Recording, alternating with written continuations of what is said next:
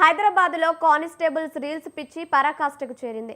Constable Charan Yadav ఏకంగా secretariat ముందు తిరుగుతూ రీల్స్ చేశాడు.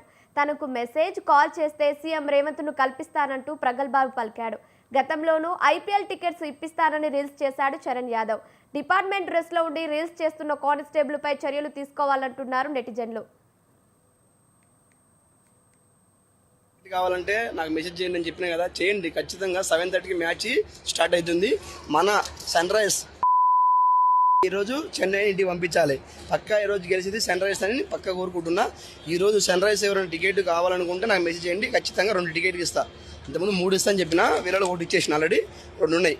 రాండి ఫ్రెండ్స్, చూడండి, ఎంజాయ్ చేయండి. చూడండి, ఆడ నేను స్టేడియంలో ఉన్నా డ్యూటీ. ఓకేనా ఫ్రెండ్స్, అందరూ బాగుండాలి. ఆడపిల్లలైనా సరే, నా చెల్లెలు అనుకున్న వాళ్ళు ఎవరైనా సరే రాండి, టికెట్లు ఇస్తా. హాయ్, అందరికి నమస్తే. నేను రేవంత్ రెడ్డి సెక్యూరిటీ ఏరియా అంటే ఆయన ఆఫీస్ దగ్గర ఉన్నా.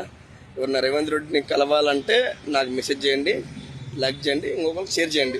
ఖచ్చితంగా కలవాలి, అవసరం ఉంది, మాకు ఈ సమస్య ఉంది అని కాంగ్రెస్ పార్టీ వాళ్ళైనా, టీఆర్ఎస్ పార్టీ అయినా, బీజేపీ పార్టీ అయినా, మన పార్టీ కాదు, అవసరానికి అన్నాన్ని రాకపోయినా తమ్ముడు నేనున్నాను అని వచ్చే వాళ్ళే మన వాళ్ళు. ఎవరైనా సరే, ఎవరైనా రేవంత్ రెడ్డి సార్ని కలవాలంటే నాకు మెసేజ్ చేయండి, షేర్ చేయండి, కాల్ చేయండి.